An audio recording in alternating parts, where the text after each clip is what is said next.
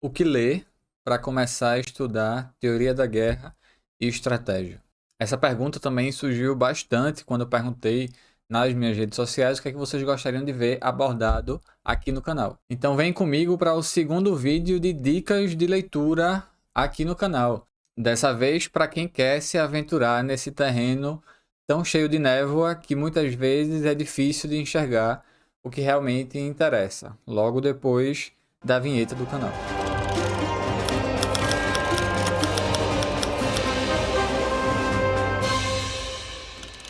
Antes de começar, aquele aviso de sempre. Se você gosta do canal, gosta do conteúdo que é produzido, pode e quer contribuir financeiramente, tá aparecendo na tela aí agora a minha chave Pix. O QR Code do Pix vai aparecer no cantinho da tela durante todo o vídeo. Para aqueles que preferirem, tem também o Apoia-se, uma plataforma de apoio financeiro mensal, em que você escolhe o valor que vai ser doado mensalmente pelo seu cartão de crédito. E se não puder contribuir financeiramente, não tem problema, tem outras formas de ajudar o trabalho feito aqui no canal. Curta esse vídeo, se inscreve aqui no canal, ativa também o sininho de notificações, que aí o YouTube entende que mais gente se interessa por esse vídeo e recomenda para ainda mais pessoas. E não deixa de compartilhar e recomendar esse vídeo para ele chegar a mais pessoas. Pessoal, esse vídeo vai ser, de certa forma, já uma atualização. Atualização de um texto que eu escrevi lá em 2019, quando eu tinha 22 anos. O texto é esse que está aparecendo na tela aí para vocês.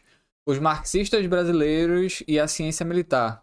Apontamento de nosso atraso no estudo da crítica das armas. Esse texto eu escrevi também para dar recomendações de leitura para quem se interessa por esse assunto. E por isso que foi tão interessante voltar a ele.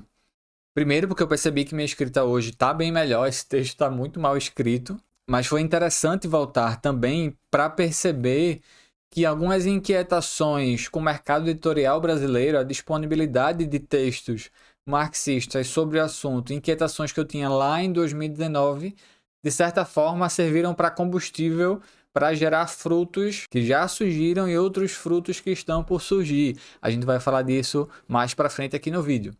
Se tiver interesse, quiser ler o texto depois de assistir isso aqui, o link vai estar no comentário fixado, assim como o link para todos os livros que eu vou recomendar para vocês ao longo desse vídeo. Sem mais delongas, o primeiro livro que eu quero indicar para vocês aqui hoje é o livro Guerra Irregular, Terrorismo, Guerrilha e Movimentos de Resistência ao longo da História, de Alessandro Visacro. Visacro é coronel, é oficial do Exército Brasileiro na arma de infantaria. Publicou esse livro em 2009. Tem um currículo extenso, uma produção intelectual significativa, uma carreira militar significativa também. Serviu no Haiti e foi comandante do 1º Batalhão de Forças Especiais, lá em Goiânia, os famosos Kids Pretos. O coronel Visacro é uma pessoa bem ativa nas redes sociais, frequenta vários podcasts, tem bastante conteúdo dele disponível na internet, vale a pena observar de perto. Esse é um livro, pessoal, bastante introdutório, mas bastante bom no que se propõe. É um livro que busca conceituar e dar exemplos históricos disso que dá nome ao título, a guerra irregular, o confronto entre forças estatais e atores não estatais, grupos paramilitares, milícias, grupos terroristas ou tidos como terroristas, movimentos de libertação nacional e até movimentos revolucionários. E nessa discussão, para fazer essa conceituação da guerra irregular, Visacro vai buscar exemplos e lições em diversos episódios históricos. Por exemplo, ele volta à Revolta Árabe, ali entre 1916 e 1918. Ele discute sobre os partisãs na Segunda Guerra Mundial, aqueles grupos guerrilheiros, grupos paramilitares que deram resposta à ocupação nazista. A Alemanha nazista ocupou diversos países durante a Segunda Guerra Mundial e em todos esses países houveram movimentos de resistência, grupos armados que se organizaram para acossar permanentemente o exército de ocupação. Então você observa aí que era justamente uma manifestação disso que é chamado de guerra irregular. O exército regular da Alemanha nazista ocupando esses países e diversos grupos da população desses países se organizando em armas para não dar paz aquele exército de ocupação. Isacro também passa pela Revolução Chinesa, discute também sobre as ações, a luta do IRA lá na Irlanda, vai falar sobre o Vietnã, sobre a Argélia, fala também sobre a Revolução Cubana, sobre a guerra de guerrilhas empreendida ali no Afeganistão durante o período da invasão soviética, fala sobre as Farc na Colômbia e discute também o cenário brasileiro, tráfico de drogas, violência urbana, crime organizado, e ele é pessoalmente um crítico a essa resposta unicamente militar ao problema da segurança pública no Brasil, mencionando que os batalhões que costumam fazer frente a esse tipo de violência e lidar com esse tipo de problema são muito mais batalhões militares do que batalhões policiais, propriamente dito, e menciona inclusive o caso do BOPE. O livro ele é um esforço de síntese sobre o assunto e já se tornou referência nas discussões sobre guerra irregular aqui no Brasil. É um livro que vale a pena ler e vale a pena ter em casa. O meu, inclusive, está em Recife ainda. Mas caso você tenha ficado interessado e queira comprar o livro, eu vou deixar o link para a compra desse e dos próximos aqui no comentário fixado. Só que esse é um livro, e é importante a gente ter isso em mente, que parte de um esforço de contra-insurgência, de como o Estado precisa lidar ou como o Estado deve lidar com a questão da guerra irregular e de todas as ameaças que possam ser classificadas como guerra irregular. Mas agora a gente vai para a segunda indicação, e é uma indicação que parte de um lugar diferente. É o livro Sobre a Guerra Prolongada de Mao Zedong. Mao dispensa apresentações mais extensas, mas foi a principal liderança do Partido Comunista durante a Revolução Chinesa e posteriormente, depois da Revolução e o estabelecimento da República Popular da China. É um livro escrito durante o período de invasão do Japão Imperial na China. E é um livro, como o nome já adianta, que vai argumentar que só uma guerra prolongada contra a ocupação japonesa teria chances de ter sucesso. Então a China, que estava em desvantagem tanto do ponto de vista econômico quanto do ponto de vista militar, não teria chance de vencer a invasão japonesa numa guerra rápida, num enfrentamento direto. Seria preciso uma guerra popular de resistência, uma guerra de longa duração, uma guerra prolongada. E a tese de Mao, o argumento que ele vai expor para convencer tanto a população chinesa quanto aqueles envolvidos na luta de resistência contra o Japão é que essa guerra prolongada na China teria que acontecer em 3 fases. A primeira seria a fase de defesa estratégica. Naquele momento, a estratégia da resistência contra o Japão não seria necessariamente vencê-la já naquele primeiro momento, já que as forças chinesas eram mais fracas diante da ocupação japonesa. Então seria uma fase de defesa estratégica. A grande razão de ser dessa primeira fase lá na China seria se defender e continuar existindo para depois ir se fortalecendo e ampliando seu raio de atuação para conseguir passar para a segunda fase, a fase de equilíbrio estratégico, em que as forças revolucionárias, as forças de resistência chinesa à ocupação japonesa conseguiriam estabelecer um equilíbrio mais ou menos dado entre as próprias forças e as forças da ocupação japonesa. Nesse momento, atingido esse equilíbrio estratégico, deveria-se agir para passar para a terceira fase da guerra prolongada, que seria a fase de contraofensiva estratégica. Primeiro, a defesa estratégica garantiu que as forças chinesas não fossem destruídas e vencidas pelo Japão. E aí conseguiu-se passar para a fase de equilíbrio estratégico, em que as forças estavam mais ou menos ali numa simetria de poderes. E aí passou-se para a fase da contraofensiva estratégica, em que as forças chinesas deveriam avançar em direção das forças japonesas e expulsá-las da China. Esse texto, mais que um texto conjuntural ali da realidade chinesa, acabou se transformando num tratado de estratégia, um tratado militar que ultrapassou, inclusive, a China e ganhou fama como um dos principais documentos ali do que se passou a chamar pensamento Mao Zedong ou posteriormente maoísmo. Mao, inclusive, eu considero o maior teórico militar de todos os tempos. Não só o comunista que melhor lidou com o tema da estratégia, o tema da guerra, mas eu o considero o maior teórico de todos os tempos quando o assunto é a guerra. Mas se para mim Mao é o maior estrategista, a maior liderança militar de todos os tempos, o livro, a obra que eu considero e várias outras pessoas consideram também a mais importante, o maior clássico da ciência militar, da estratégia, é o livro Da Guerra, do Marechal Prussiano Clausewitz. Esse que está aparecendo aí na tela para vocês.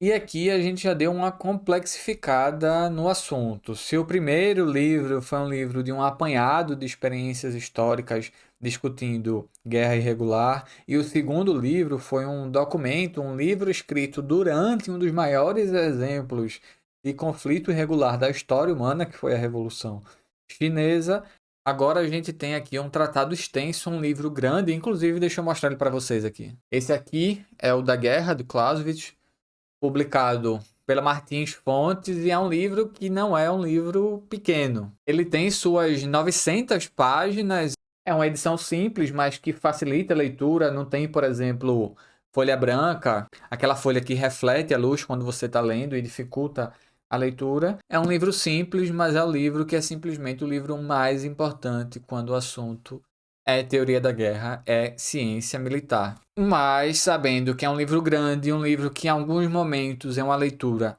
mais difícil, esse é aquele tipo de livro que você leva bastante tempo para ler, porque você vai estudando esse livro aos poucos. Eu mesmo tive que voltar a esse livro umas 3 ou 4 vezes antes de terminar de ler pela primeira vez, porque eu começava, parava e depois voltava e queria começar tudo de novo. Então, entre ler desde o início e acabar esse livro, eu passei alguns anos. Inclusive, existe uma versão em PDF da guerra na internet. Então, para quem quiser baixar e enviar para o Kindle, por exemplo, para ler, facilita bastante a leitura, porque você carregar um livro desse tamanho para lá e para cá, por mais que ele seja pequenininho, não seja um livro grande, ele é um livro relativamente pesado. Mas eu não poderia deixar de fazer essa recomendação num livro que trata justamente de teoria da guerra e estratégia. Porque Clausewitz ele foi um oficial militar prussiano que deu aulas na Academia Militar de Berlim. Lá ele lecionou estratégia, tática, teoria da guerra, história militar. E tanto as suas aulas quanto os seus escritos, especialmente o da guerra, sintetizam a experiência militar de Clausewitz, que não foi besteira. Pessoal, Clausewitz entrou no exército aos 12 anos como cadete e participou como jovem oficial das guerras da primeira coalizão contra a França revolucionária, a primeira coalizão de monarquias europeias contra a França revolucionária depois da Revolução Francesa, aquela união de diversas monarquias europeias que por anos tentaram derrubar a Revolução Francesa e restaurar a monarquia na França. E por que isso é tão importante? A Revolução Francesa foi responsável por inaugurar uma série de mudanças na forma de fazer a guerra, que abalaram toda a Europa e foram culminar mais na frente em quem? Em Napoleão. E essas mudanças foram tão drásticas e deram tanta vantagem para a França revolucionária diante dos exércitos das monarquias europeias, que todos os estados europeus tiveram que fazer reformas nos seus exércitos, nas suas forças armadas, para lidar com os exércitos franceses. E Clausewitz participa dessas reformas na Prússia. Inclusive, quando a França vence a Prússia, ali em 1806, de uma forma humilhante, inclusive, Clausewitz era capitão do exército, chegou a ser preso, foi feito prisioneiro pelos franceses, passou um ano como prisioneiro e depois de libertado, ele vai trabalhar nas reformas do exército prussiano depois dessa grande derrota. Depois de vencida, a Prússia passa a ser ocupada pelos exércitos napoleônicos. Nesse momento, por lealdade aos seus princípios, Clausewitz se opõe à aliança da Prússia com Napoleão, a aliança de uma Prússia ocupada por Napoleão, abandona o exército prussiano e vai servir como oficial do exército russo. Exército russo esse que depois acaba vencendo Napoleão durante a invasão da Rússia pelos exércitos franceses, e o livro da guerra simplesmente sintetiza toda essa experiência de Clausewitz no campo de batalha e também a observação das mudanças provocadas pela Revolução Francesa na arte da guerra. É um livro publicado póstumamente. Ele é escrito entre 1816 e 1831, quando Clausewitz morre, e em 1832 a sua esposa publica o material póstumamente, reúne e edita esse material. Por ter sido um livro publicado póstumamente, ele não foi finalizado por Clausewitz. A única parte do livro que foi finalizada, revisada e dada como pronta pelo autor foi o livro 1. E a obra é dividida em 8 livros. Desses 8, só um foi dado como terminado pelo autor. Não são 8 exemplares, 8 volumes. É um único livro que dentro dele é dividido em 8 partes, que Clausewitz vai chamar cada uma dessas partes de livro. Então só a primeira parte está revisada e finalizada. Por isso que eu falei que em alguns momentos a leitura é mais difícil, é mais truncada. Mas vale muito a pena, é um livro muito citado, é um livro muito referenciado, mas é um livro relativamente pouco lido. Inclusive, aqueles que têm apreço por filosofia, gostam de filosofia, vai gostar bastante de ler Clausewitz, porque ele se aproxima muito, inclusive, em diversos momentos, do idealismo alemão. E seu livro é também um tratado de filosofia da guerra, mais do que qualquer coisa. Não é um livro de história militar propriamente dito, sobre as batalhas das guerras contra a França Revolucionária, das guerras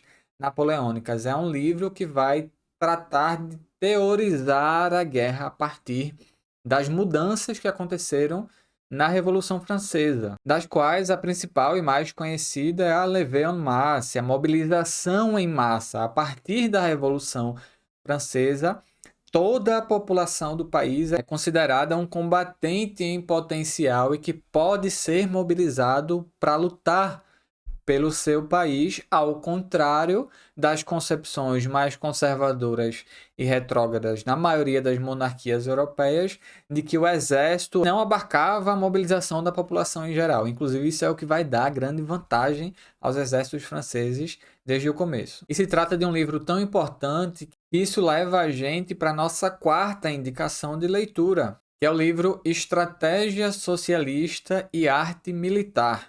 É um livro que foi escrito por Emílio Albamonte e Matias Aiello. São 2 trotskistas que vão fazer um resgate das discussões nos principais nomes marxistas sobre a questão militar. Então eles passam por Engels, por Lenin, por Trotsky, por Rosa Luxemburgo, por Gramsci.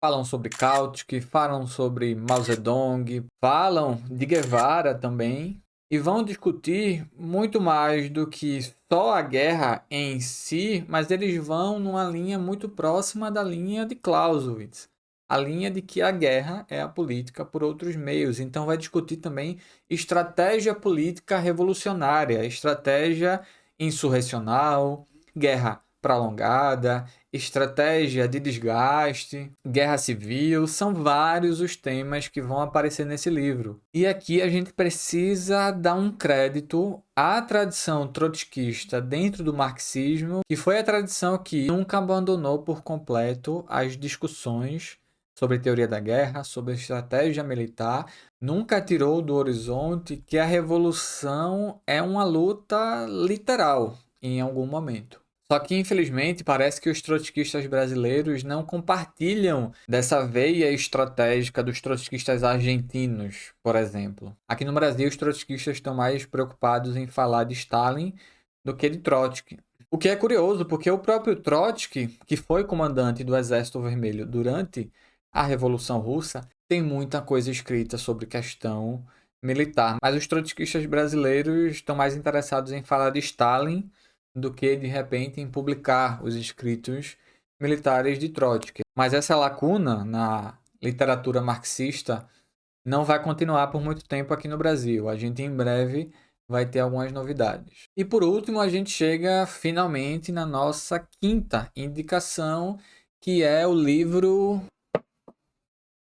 Escritos Militares de Friedrich Engels, organizado e prefaciado por esse que vos fala. Esse livro foi publicado em 2021 e é parte do esforço editorial que eu mencionei lá no começo do vídeo, que busca trabalhar para preencher a lacuna no marxismo brasileiro de discussões voltadas à questão militar. E o primeiro passo para isso é a gente disponibilizar aqui no Brasil traduções para o português de textos dos clássicos marxistas que trabalharam com a questão militar. O primeiro deles, justamente Friedrich Engels, o parceiro de Marx, o companheiro de Marx na elaboração do método marxista, do materialismo histórico. Engels, muita gente ainda não sabe, mas Engels, além de ter prestado serviço militar, ele foi um habilidoso teórico das questões militares. Seus escritos sobre o tema passam das 2.000 páginas. Mas essa edição aqui tem um esforço um pouco mais modesto, mas não é de se desprezar. Tem suas 500 páginas e traz textos de Engels sobre o tema durante toda a vida dele. Essa coleção, a coleção Crítica das Armas, vem também para mostrar que os comunistas sempre discutiram a questão militar e colocaram ela no centro das suas reflexões. O primeiro livro saiu em 2021. Desde 2021, então nos últimos 4 anos, eu vim trabalhando de maneira simultânea na seleção e na tradução, e diversos camaradas me ajudaram nisso, de livros que eu queria que saíssem simultaneamente. A ideia era publicar ao mesmo tempo os escritos militares de Stalin e os escritos militares de Trotsky. Mas eu esbarrei num problema maravilhoso, que é o fato de que Trotsky escreveu muita coisa ao longo da sua vida sobre isso. Então, qual foi o encaminhamento depois desses 4 anos trabalhando simultaneamente, com indas e vindas, é claro, nesses textos? Esse ano, que completam-se 80 anos do fim da Segunda Guerra Mundial, 80 anos da vitória sobre a Alemanha nazista, nada melhor do que a gente publicar os escritos do homem que liderou a União Soviética na vitória sobre a besta nazista. Então fica o spoiler para vocês aqui. Muito em breve a gente vai abrir a pré-venda dos escritos e pronunciamentos militares de Stalin, com prefácio meu e organizado em conjunto com o camarada João Carvalho, com muitos escritos, pronunciamentos, relatórios, telegramas de Stalin sobre o tema da guerra, desde o início de sua atividade revolucionária, mas principalmente durante a Segunda Guerra Mundial, para acabar com essa palhaçada, com esse mito ridículo que existe aqui no Brasil, de que Stalin não entendia de guerra, que a União Soviética quase perdeu a guerra por causa dele, que os primeiros reveses que a União Soviética sofreu durante a invasão nazista foram culpa de Stalin. Os mais desavergonhados falam que Stalin ficou em depressão, não queria trabalhar no início da guerra.